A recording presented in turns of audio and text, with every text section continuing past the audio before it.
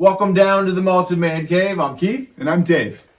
Tonight we're going to go back to Isla, another peated whiskey just for Dave. Going back to Isla.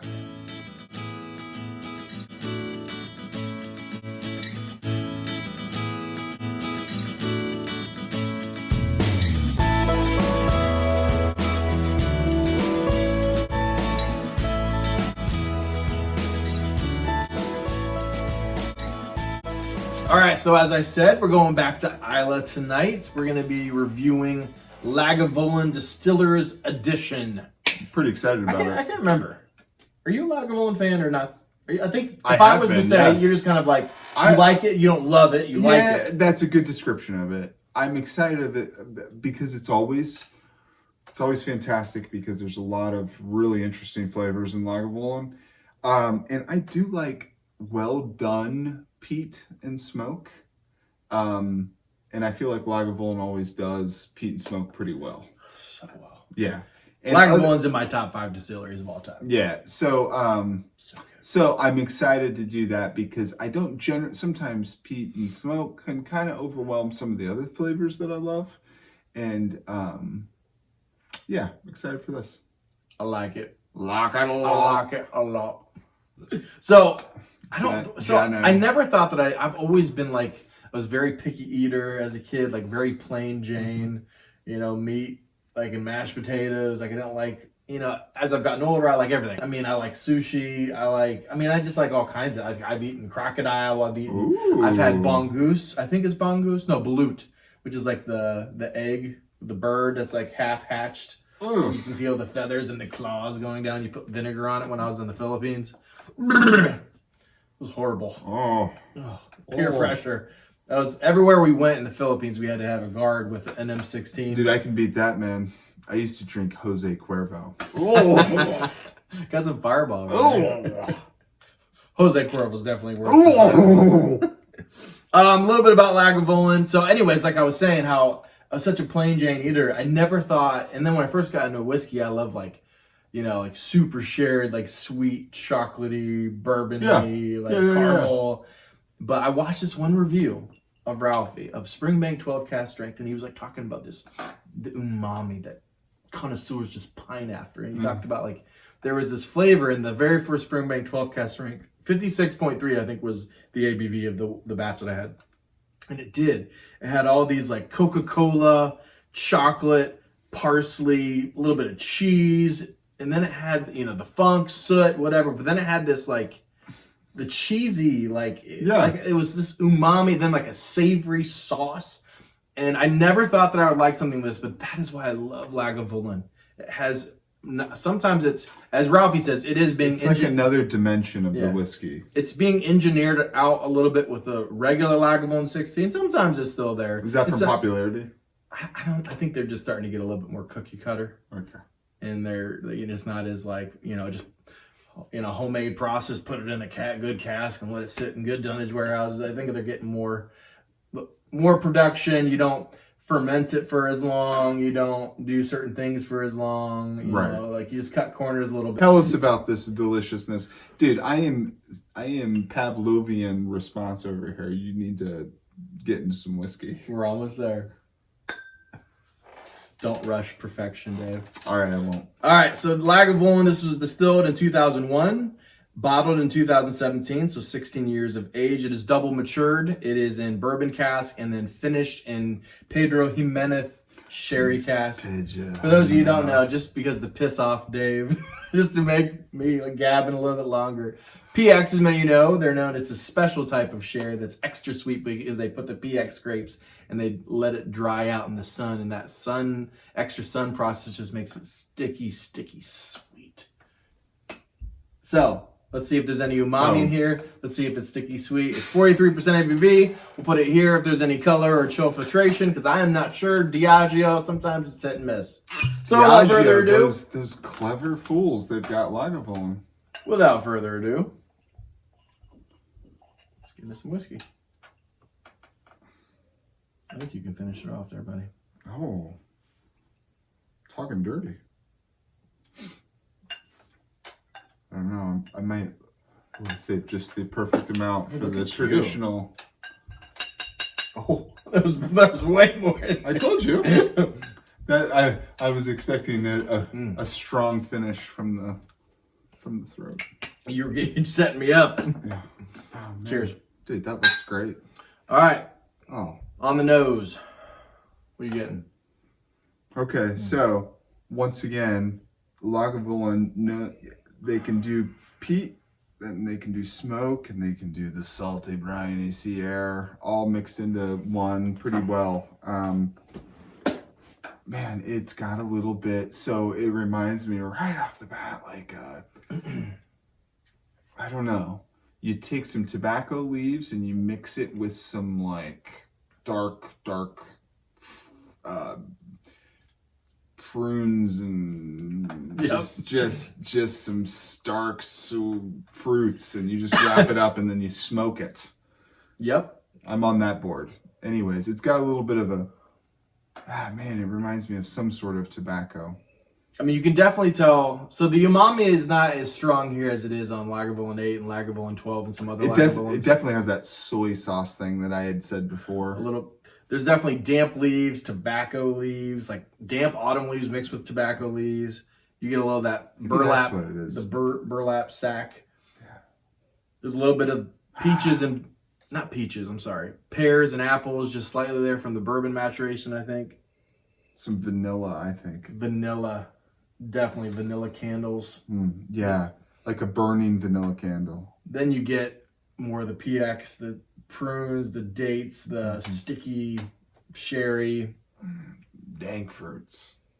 What is that? Something more of a red fruit. I think peach. It is that. It's like a smoky peach. Like I was gonna smoked peaches. I was gonna say strawberries.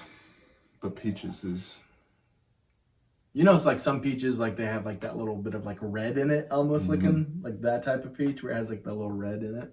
I think this reminds me of a little bit of a tart. It has a little bit of a tartness to it, like a yeah, it like does. A underripe.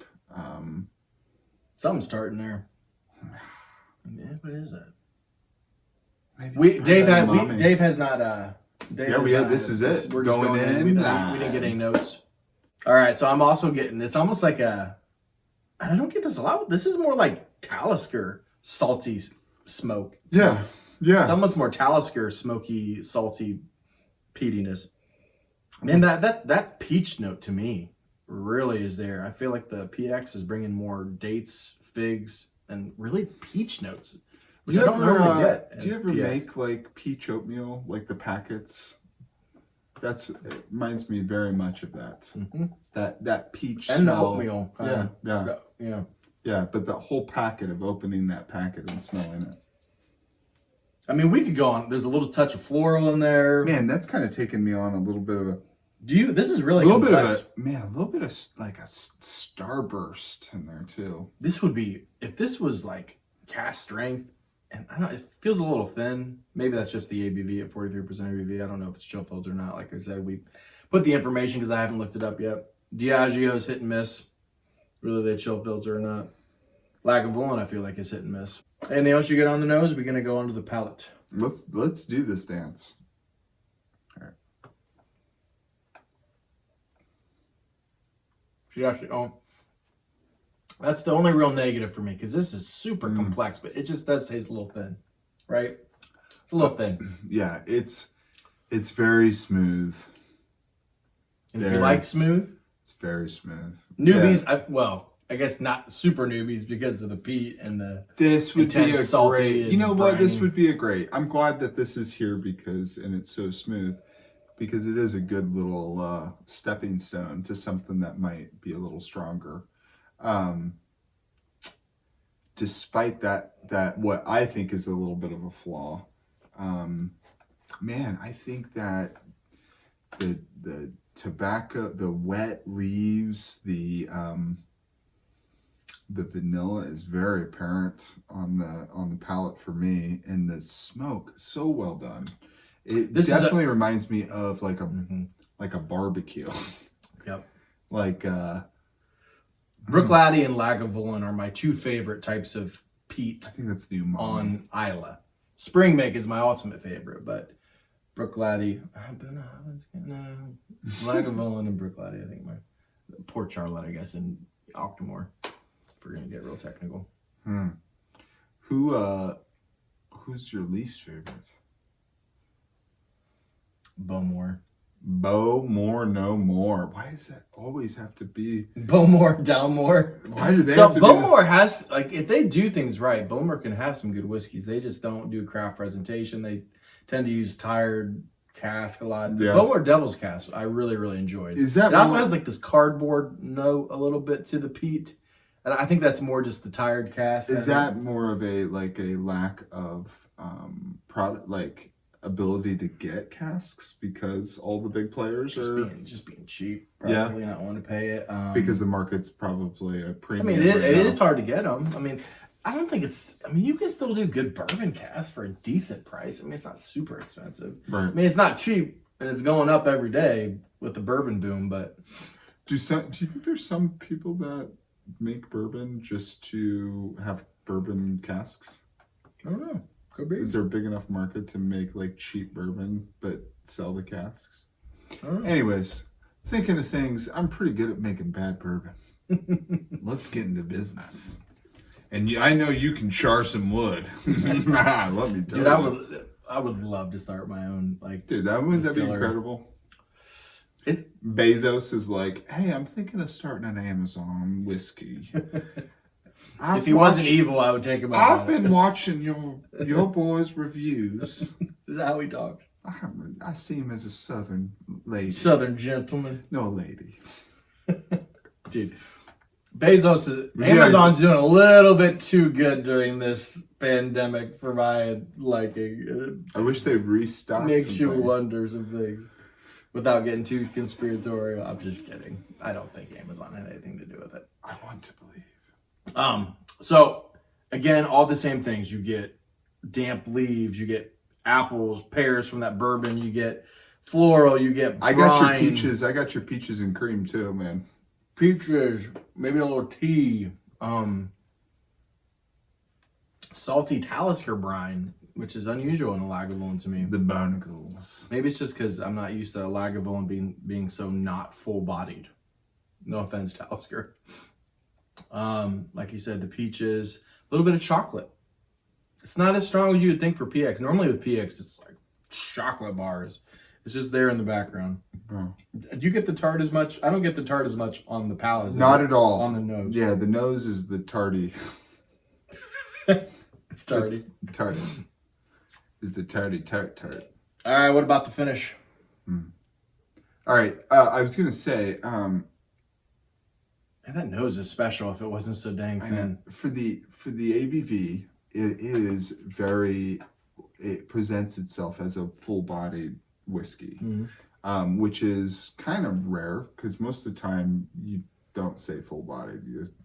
It's missing like a part of it. So for the fact that it's just missing maybe a little bit stronger ABV, I think that's a great palate and a great nose so far. Yep. All right, so finish. For me, it's just because I already got it. It's short. It's a long short, but it's not. It really suffers from being a thin mouthfeel. Everything else about this whiskey is delicious. I really like it. Just the ABV, and it could be non-chill filter, but to me it tastes like it's a little chill filter. But it could just be the low ABV. But it's just that's the only negative. It's just a thin tasting, smoother whiskey, but the flavor. Man, I think it's a medium. I think it's a medium finish for me. Yeah. What stays for me is that soy sauce, umami, that little burlap sack. Yeah, burlap drying. Definitely reminds me of getting on that slide at the fair, loading up in the burlap sack and getting ready to go down the slide. Man, it is a burst right as soon as you take a swallow. Just everything all at once, and then it just and kind of for me that salty soy sauce thing is just what kind of carries it through. I'm starting to get a little hint of what I typically like in Lagavulins, and it's unfortunately, guys, it's not very strong, but that like chicken noodle soup broth bouillon cubes is kind of there at the end of the palate, into the finish, but it's weak sauce. It's just barely there. It's not as strong as you get in the Lag 12, Lag 8, the older Lagavulins. Yeah, it definitely has a brothy, but then again, you could just say it's soy saucy. Mm-hmm. I'm getting spoiled though. Because broth is like salt. Definitely. I definitely get the soy sauce for sure. I've been spoiled though. So I was hanging out with Mike and Dustin a couple weekends ago, and we had what did we have? I didn't mean that to be so angry sounding. Soy sauce. Very angry. Soy sauce. You will get the soy sauce. I just thought it was funny that they're both kind of similar things. How similar? Savory. I was thinking, it's savory. Salty, it's savory. such a savory dram for being so thin. We had Kalila 35. Oh wow. Who had that? Mike. Oh, Michael. It's like a I think 2,000. I don't know how much it is, but it's not cheap. I don't think it's that expensive. $800. Anyways, it's kind of hard when you're drinking Kalila 35 and 40-year-olds. But this is a really good whiskey. I recommend if you just are starting to get into peat and you like it. Oh my gosh, this will blow your mind away. If you're a newbie into peat and you're starting I really like peat. Or if you want a whiskey to help your friends get into peat. Yeah. Because it's got a little bit of that sweetness. Yep. I love it. Would be good to get someone into peat. So I could sit and I could have a couple of these and enjoy it because one, the ABV is low. Usually you're not used to it if you're just getting into it. So that's sometimes you get one dram in somebody and then why have them taste any more? Mark Jermaine gave Mark. He's like, get this going. No. Oh, you've been hurrying me up the whole night. So I really enjoyed this. I'm going to give it a 88. I was there an 87, 88, so just to be different, I'll go down. I'll go to 87. I really enjoyed this. I think it's right in my wheelhouse, probably because one of your more favorite peated whiskeys you've had in a little bit? One of my more favorite. Of course, it's a Lagavulin. Yeah. I like anything Keith likes. Sure you do. So it's on to the controversial time of the evening. So we like, should we really do this question of the night? I'm like, yeah, let's do it. We try to stay away from the more controversial topics because, as you know, who've been watching, we sometimes delve into those watches and just tend to lose 50 subscribers here, 50 subscribers there, who are not happy with some of our positions. I love how I've become like a Combs to your Hannity. Just that. The funny thing is, that weak liberal that just is like, we are on different sides of the political spectrum. Keith. And I'm like, you're so strong. Your opinion. You're a mess. Combs with his comb over. All right, go ahead. Should college football be played? No. Go. If you're in the Big Ten, no. So what I think is going to happen is I think most schools are going to be advised by their law offices that the amount of lawsuits that they would incur from players' family, from workers, from staff, wants to play, from the amount of staff that it takes to run a football team. I think liability concerns are at the utmost, and until aren't they going back to school though? So I think that overall the institutions are afraid, and honestly, Big Ten institutions are afraid. Yeah, and also too, could probably concerned a little bit. I kind of know your point of view on it, and yeah, that is a concern as far as the look of the school. You don't want to look like you're going against because of cancel culture. Yeah. It's so good for our country. It's been such a great thing for us as a society. So you think that's not going to happen and that we shouldn't, in your opinion? Oh, I don't care. I don't care if they play or not. But you just think that they won't. I just don't think. I don't think a school will. But I think that I think professional sports. Honestly, this is kind of a good thing because the NCAA terrible. The way college sports are governed in the United States, I love college sports. I think it's way more of a pure sport. but governed wise, It's just because a bunch of people want to make money. Like, oh, they're making money off of our image. I just think You're getting free college. I think this response though is going to be like all these 18-year-olds are going to be like, oh, well, they've got leagues in Europe. Let's go over to Europe and play or whatever. What's going to be interesting is if the ACC, the SEC, and the Big 12 decide to play, and the Big 10. How do you recover from that? 10 don't. So how do you feel? There's already. I think. So what do you think? I saw something about Are we players gonna have actually football? transferring from Big 10 and Pac-12 schools. Sorry. So this is what I think. I definitely think, like my parents and older people, like should be very afraid of COVID-19. Like it's definitely not good for old people. Yeah. And I've said all along. Trust me, the reason I'm going into is because it informs my decision about whether I think we should play football.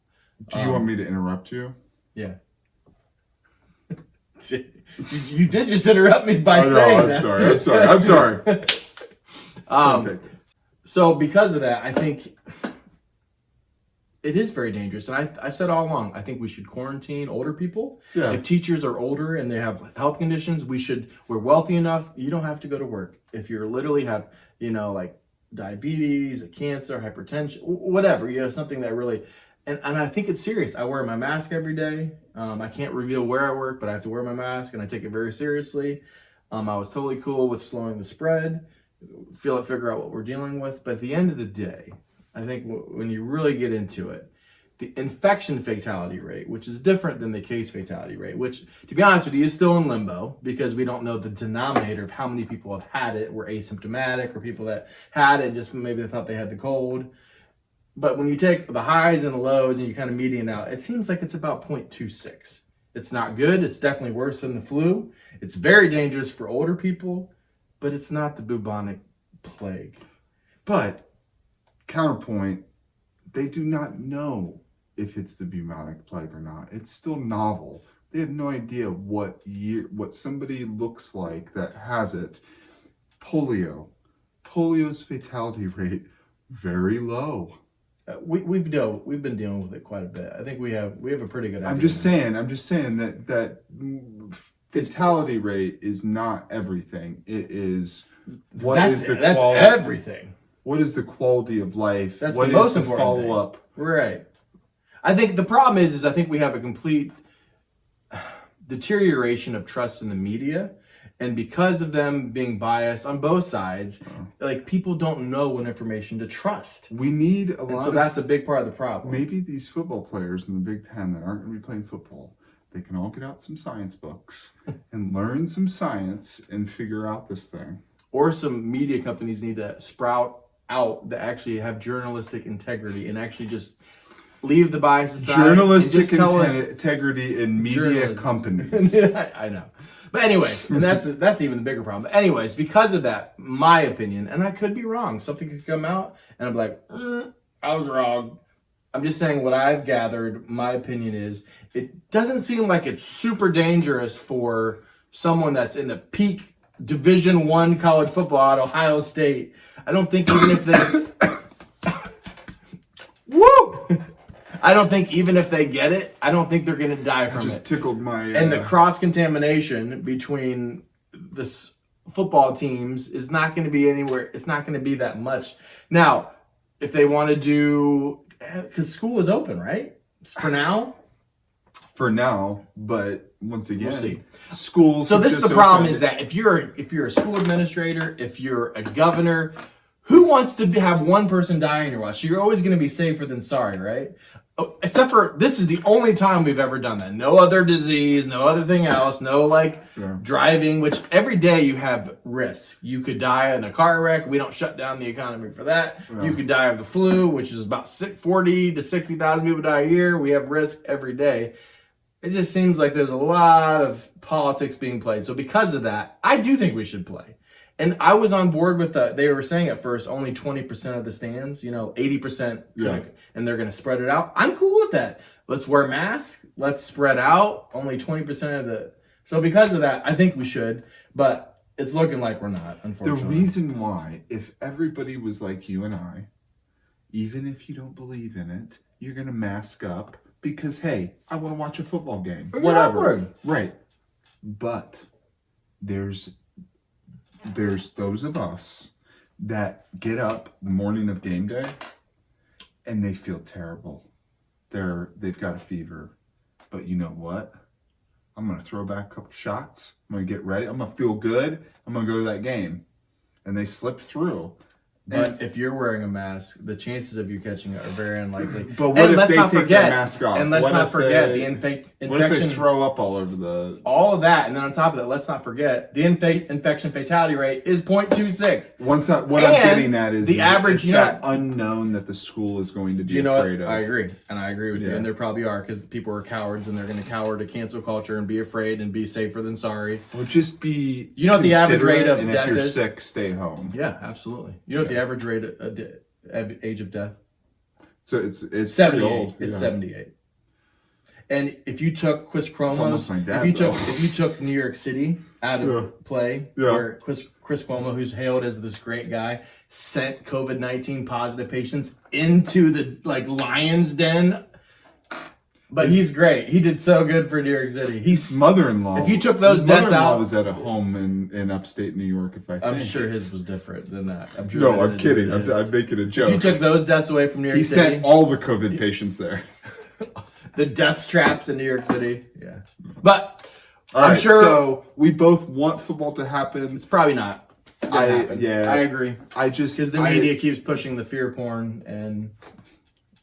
If I was an administrator, I'm not going to take a risk. I would personally because I think it's ridiculous, but I get why people are like, oh, it's one of those things where worst case scenario, or no, best case scenario, nothing happens. Everything's fine. And the school administrator's like, oh, great. Everything's fine. Mm-hmm. And whereas if one person's mom dies, it's like the school administrator killed her. Exactly. Yeah. Thank you guys for watching. I'm sure we've successfully ticked people off. We're on both sides. See you later. Hi, I'm Combs. Please subscribe, hit the notification bell. Remember, nobody understands. Scotch is king. You know what? But sometimes bourbon is best.